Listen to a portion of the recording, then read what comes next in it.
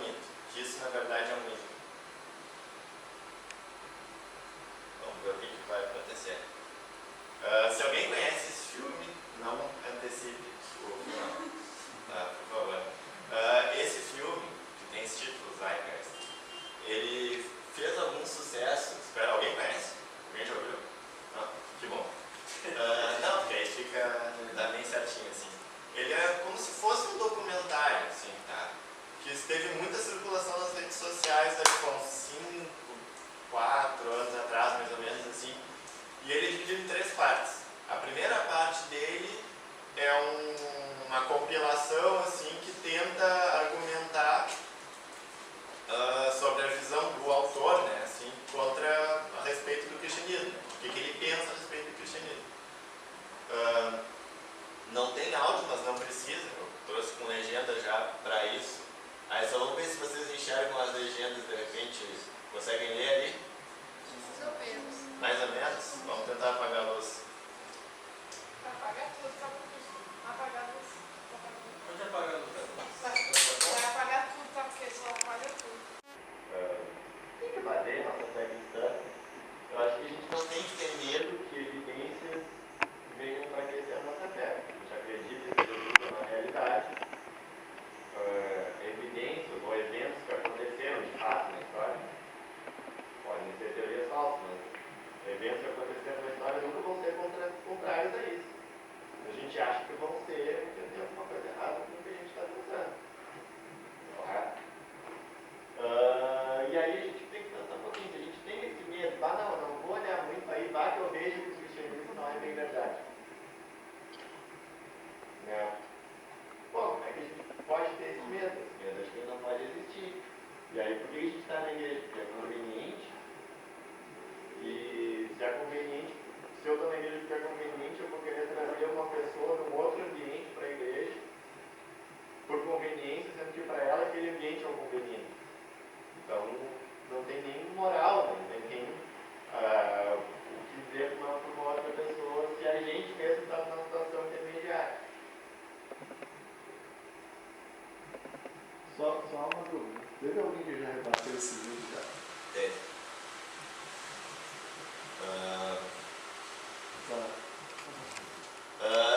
Assim, qual é a ideia dos Zeitgeist? Tá.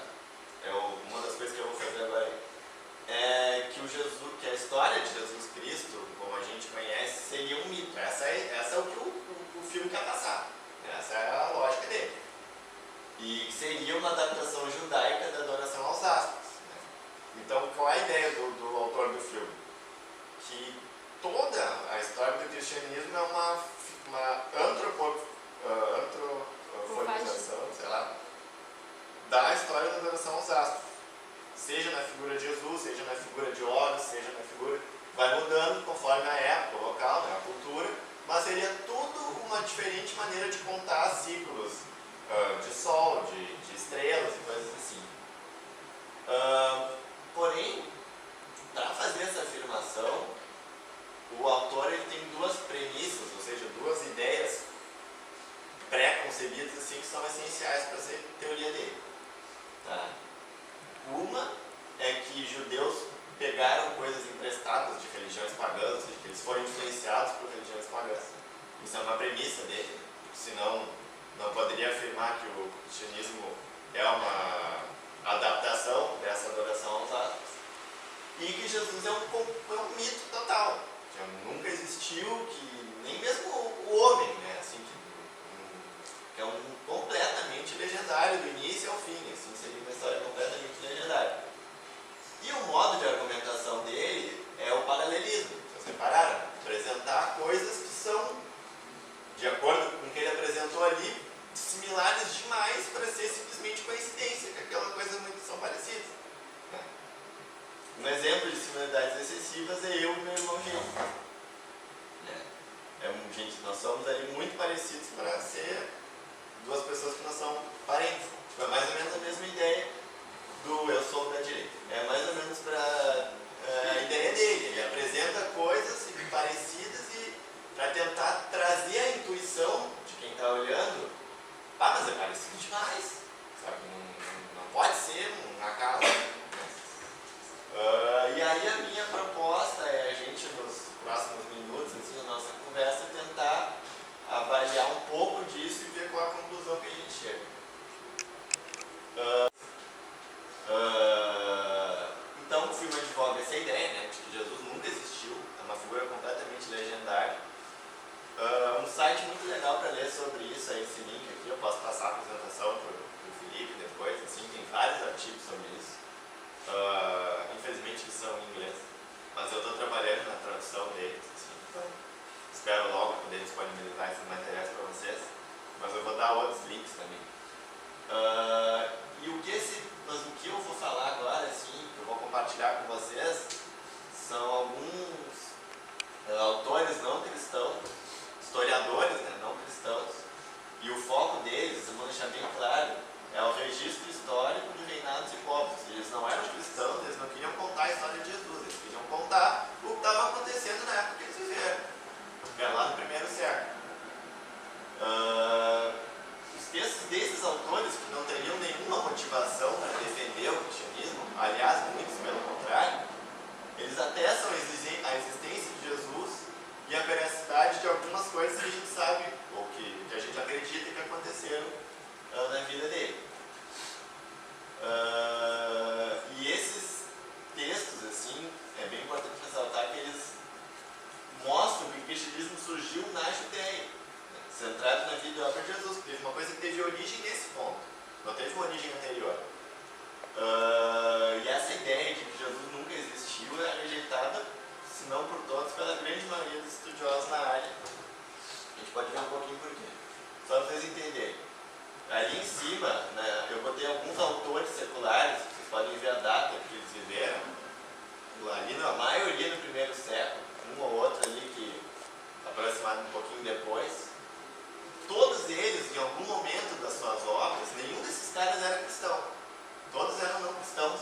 Inclusive o Celso, o quarto da esquerda da direita, ele era muito anti-cristão. Assim. Era um cara que ele queria ir contra mesmo assim, o cristianismo.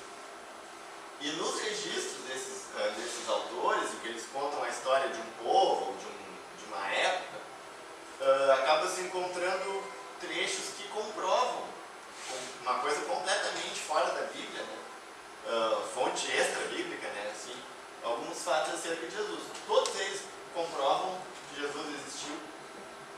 3 desses aí, esses são só poucos exemplos, né? Só para a gente olhar, comprovam que ele foi o fundador do cristianismo, a condenação por Pôncio Pilatos, a origem na Judéia, depois a expansão para Roma, a expulsão dos cristãos de Roma, a Jesus ser considerado Deus pelos seus seguidores, o fato que que os discípulos abandonaram Jesus, né, no momento que ele foi preso, o batismo por João Batista, que é uma das coisas que o filme até traz, na hora que ele traz a figura de aquário, né, e a crucificação. Então, vários eventos aqui né, da vida de Jesus são comprovados por autores que são completamente isentos de dúvida quanto à veracidade que eles escreveriam sobre isso. Eles não tinham nenhum motivo para defender, até porque o Celso, por exemplo, ele dizia que Jesus não era Deus, não sei o quê, mas ele não tinha como negar que Jesus tinha existido, porque todo mundo na época sabia que ele tinha existido. Ou tinha convivido com ele, ou com alguém que conviveu com ele, né, dentro daquele contexto, daquela região geográfica. Então, assim, essa história de que o Zygas traz, de que esse pressuposto do documentário que a gente viu, de que Jesus é um mito, isso é uma coisa muito forçada, assim, e que só olhando para os textos de alguns historiadores seculares a gente já vê que não só a existência de Jesus, mas que vários fatos relevantes, né, da vida de Jesus ou do início ali do cristianismo são comprovados por fontes históricas extremamente confiáveis e que são a base para a história de outros segmentos da história da humanidade. E esse texto aqui é muito legal, resolvi trazer o texto na íntegra, assim, que é sobre o eclipse, né, que teria acontecido no momento da morte, né, de Jesus. Aí, só vamos ler o texto para a gente entender bem. Ó, o que é esse texto? É o autor Júlio Africano, que viveu entre o século II e III depois de Cristo, falando sobre o que um outro autor, referenciando um autor que se chamava Talo, que viveu ao redor de 52 depois de Cristo, não se sabe a data exata. E olha o que o Júlio Africano falou da obra do Talo. Essa escuridão que Talo, no terceiro livro de sua história é o nome da obra de Talo que o Júlio Africano está referenciando, chama, para mim, para o Júlio Africano, sem razão, de um eclipse solar, pois os hebreus celebram a Páscoa no 14º dia, de acordo com a lua e a paixão de nosso Salvador, cai no dia anterior à Páscoa. Mas o eclipse do Sol ocorre apenas quando a lua entra na frente do Sol. E o Flegão, que é esse outro autor, falou a mesma coisa, e o Júlio Africano também mencionou isso. Se não deu para entender, eu vou explicar com palavras mais simples. Aqui, basicamente, Talo e Flegão estão confirmando que teve esse eclipse. Só que eles tentam dizer que foi um fenômeno natural, foi um eclipse como acontece, né, por aí, assim, né, como acontece de tanto tempo. Só que em função da posição da Lua, na época da Páscoa, não tem como ser um eclipse solar. Então o Júlio Africano pegou esse erro, digamos assim, dessa tentativa de explicar o eclipse como um fenômeno natural do Talo e do Flegão. Ele disse, tá, mas não tem como ser. Então os caras estão dizendo que existiu uma coisa que naturalmente não poderia ter ocorrido e está lá no relato bíblico. Então acho que é uma coisa bem interessante, que é basicamente quase que uma confirmação, até uma coisa meio antagônica, assim, mas é quase uma confirmação racional da ocorrência de um milagre, um evento sobrenatural. Muito relevante, diga-se de passagem, que é essa escuridão, né, que teria acontecido na morte, né, ali permeando a morte, né, de Cristo na cruz. Se tem algum mito aí, só é esse. É o único mito que eu estou vendo.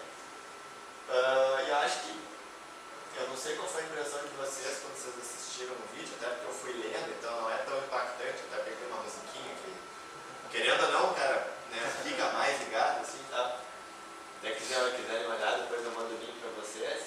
Mas eu acho que deu para ter uma amostragem, assim, da importância de ter um conhecimento mais aprofundado, tanto para si, né, para se deparar com uma situação dessas, entender o que é verdade ali, o que não é, e também para os outros, para daqui a pouco uma pessoa se impressiona com aquilo.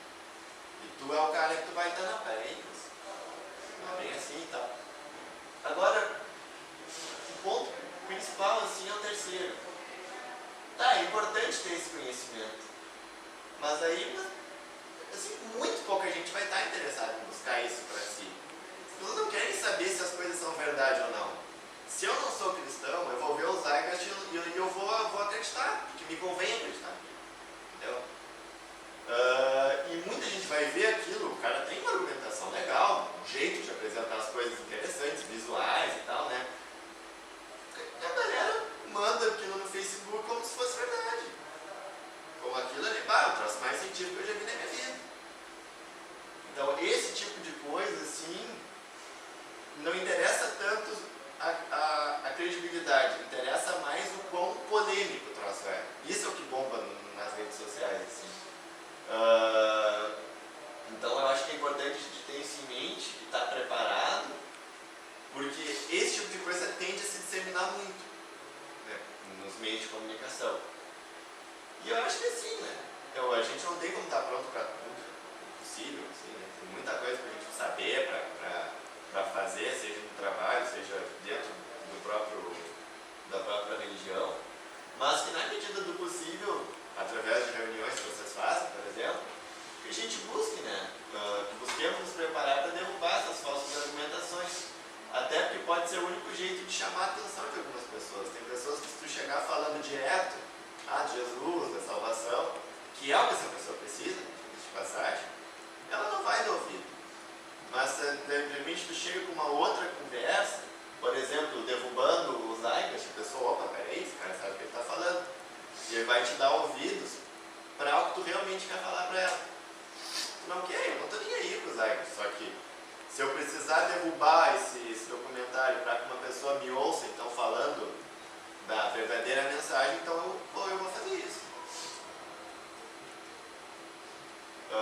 Né?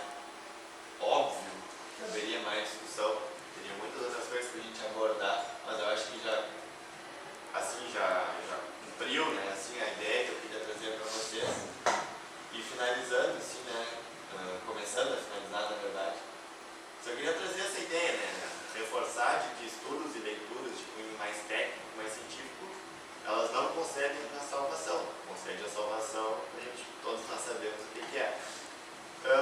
Mas eu acredito que elas podem auxiliar na caminhada espiritual e na pregação através, na caminhada espiritual no sentido da pessoa se proteger de acreditar em argumentações falsas e também de ver que uma pessoa que está caindo nessa também de trazer a informação certa para ela.